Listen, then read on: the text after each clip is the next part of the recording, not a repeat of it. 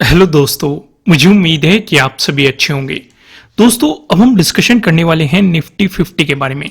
जैसे कि मैंने आपको बताया, निफ्टी 50 में भी एक नया हाई देखने को मिला है और बैंक निफ्टी में भी एक नया हाई देखने को मिला है। लेकिन जो ये शार्प सेलिंग आई थी, अगर किसी ने प्रॉपर स्टॉप लॉस नहीं लगाया होगा तो डेफिनेटली उनका पूरा प्रॉफिट गायब होगा वो, क्योंकि सेलिंग की तरफ मार्केट कुछ काफी तेजी से गिरता है नीचे की तरफ। और यहां पे आप देखेंगे धीरे धीरे मार्केट मूव कर रहा था। तो आइए इसे डिटेल में समझते हैं। निफ्टी 50 के लिए आपकी क्या प्रिपरेशन होनी चाहिए, सारी चीजों को हम थोड़ा सा यहाँ पे डिटेल में डिस्कस करते हैं। आइए सिनेरियो को समझते हैं। पहले हम चलते हैं वन डे के टाइम फ्रेम पे। वन डे के टाइम फ्रेम पे हमें क्या नजर आ रहा है, अगर आप ध्यान से देखेंगे, पहले यहां पे हम एक ट्रेंड लाइन का डिस्कशन कर रहे थे।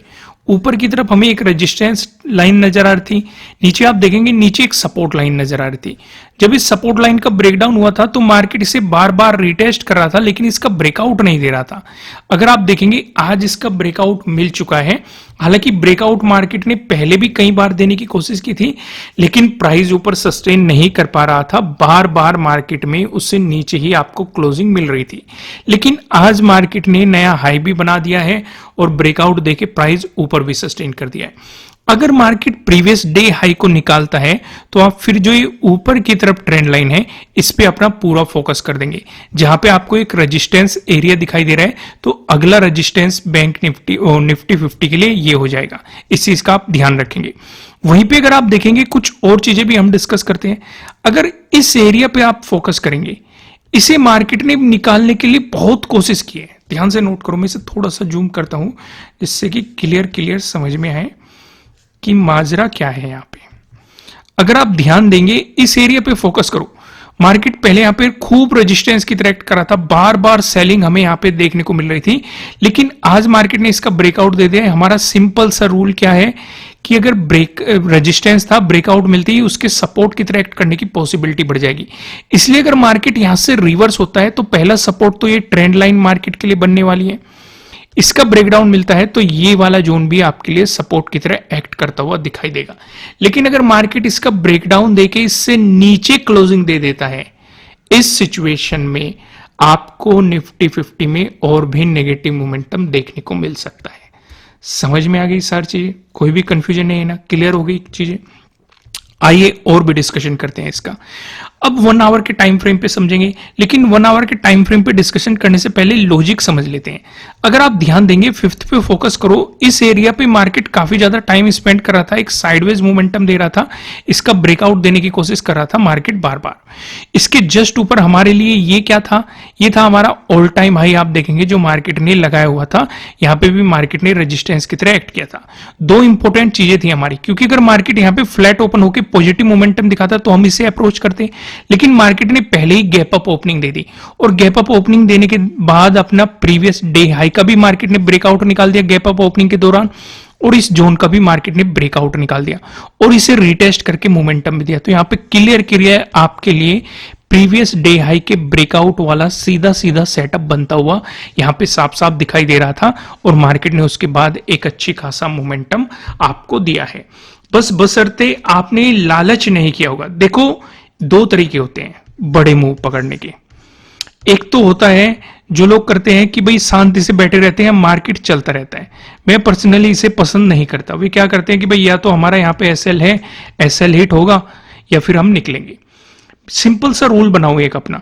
अगर मार्केट मोमेंटम कर रहा है, आपने फिक्स कर दिया कि भाई मैं दिन का इतना लेके निकलूंगा, तो अगर वहां तक मार्केट चला गया है तो वहां पे जाके अपना एसएल पुट कर दो।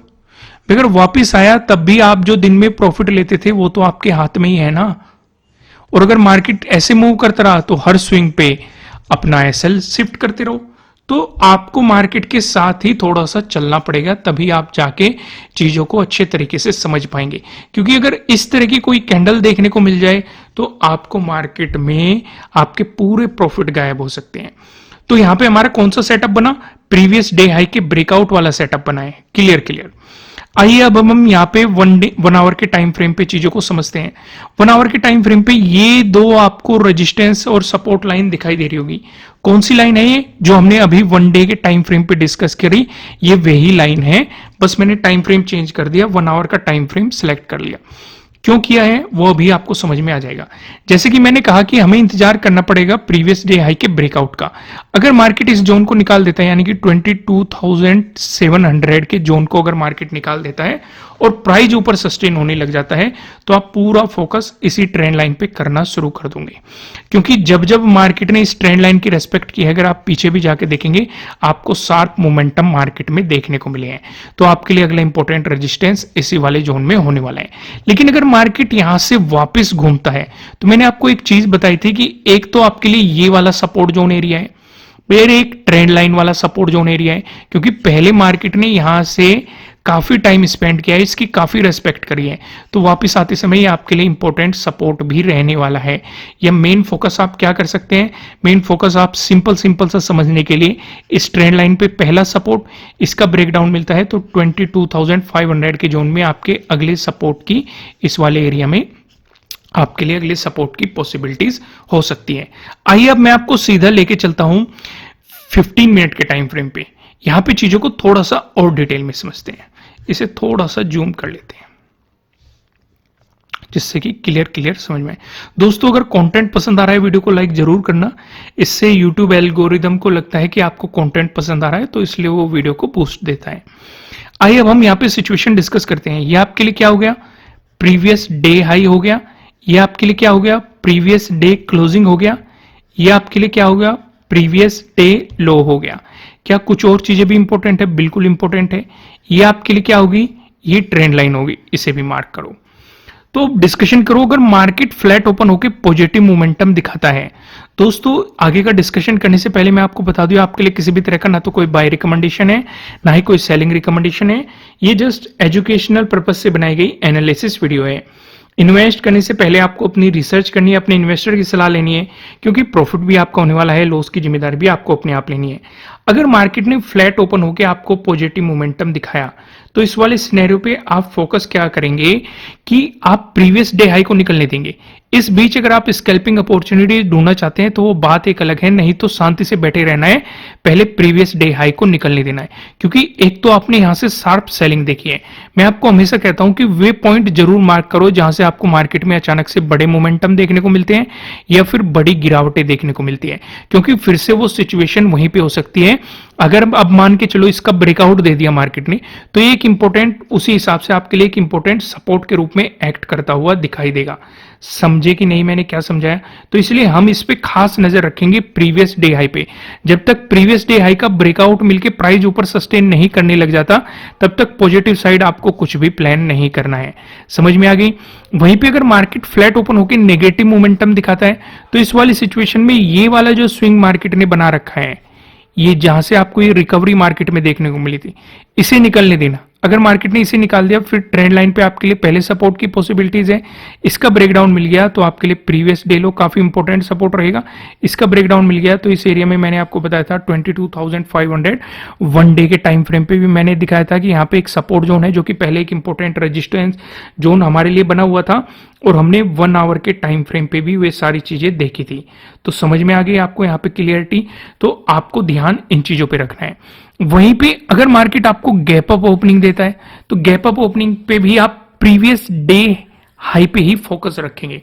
अगर मार्केट इसी के आसपास गैप अप ओपन होता है, जैसे कि मैंने कहा कि यहां से आपको शार्प सेलिंग मार्केट में देखने को मिल चुके हैं, अगर मार्केट इसी जोन के आसपास गैप अप ओपन होता है और ब्रेकआउट देके निकाल देता है, ज्यादा बेहतर है टाइम स्पेंड करके अगर ब्रेकआउट दे देता है, तो हमें पॉजिटिव साइड और भी कॉन्फिडेंस आ जाएगा। क्योंकि जो यहां से सेलिंग करके बैठे हैं, तो उनके मन में क्या आएगा, उनके स्टॉप लॉस यहीं पे पड़े होंगे, तो मार्केट उनके स्टॉप लॉस को निकालेगा, तो आपको मार्केट में और भी ज्यादा मोमेंटम देखने को मिलेगा। लेकिन अगर मार्केट गैप अप ओपन होकर फिर से आपको यहां से सेलिंग दे देता है, तो प्रीवियस डे क्लोजिंग से मार्केट को नीचे आने देना। इस बीच आप चाहे तो स्कैल्पिंग कर सकते हैं, नहीं तो प्रीवियस डे क्लोजिंग से नीचे चलने देना। उस सिनेरियो में आपके लिए फिर ये ट्रेंड लाइन काफी इंपॉर्टेंट सपोर्ट के रूप में एक्ट करेगी। लेकिन वहीं पे अगर मार्केट आपको गैप डाउन ओपनिंग दे देता है, तो इस वाले सिनेरियो पे आप क्या करेंगे? गैप डाउन ओपनिंग के लिए आप इस वाले जो ये स्विंग बना हुआ है, जो एक ये सपोर्ट बना हुआ है, मार्केट ने जो ये सपोर्ट बनाया हुआ है, इस वाले सपोर्ट जोन पे फोकस रखेंगे। अगर मार्केट इस वाले सपोर्ट जोन पे गैप डाउन ओपन होता है और ब्रेक डाउन दे देता है, तो आपके लिए ये वाली ट्रेंड लाइन काफी इंपॉर्टेंट सपोर्ट रहेगी। लेकिन अगर मार्केट गैप डाउन ओपन होकर पॉजिटिव चलना शुरू हो जाता है, तो पॉजिटिव इतना एग्रेसिव नहीं होना, क्योंकि एक तो प्रीवियस डे क्लोजिंग आपके लिए रेजिस्टेंस हो जाएगा, यहां से आपको शार्प सेलिंग भी देखने को मिली है और यहां से आपके लिए प्रीवियस डे हाई भी है। तो जब तक प्रीवियस डे हाई नहीं निकल जाता, पॉजिटिव साइड आपको कुछ भी एग्रेसिव नहीं होना चाहिए। दोस्तों, वीडियो को लाइक करना, कमेंट करके मुझे बताना कि आपको एनालिसिस कैसे लग रहे हैं। अगर आप स्कैल्पिंग के लिए एक बेहतर अकाउंट खोलना चाहते हैं, डीमेट अकाउंट, तो आप फायर्स का इस्तेमाल कर सकते हैं। स्कैल्पिंग के लिए बहुत ज्यादा बेहतर रहता है। नीचे डिस्क्रिप्शन में आपको फायर्स का लिंक मिल जाएगा। फिलहाल इस वीडियो में इतना ही, फिर मिलते हैं किसी नेक्स्ट वीडियो में किसी अच्छे कंटेंट के साथ। Thank you.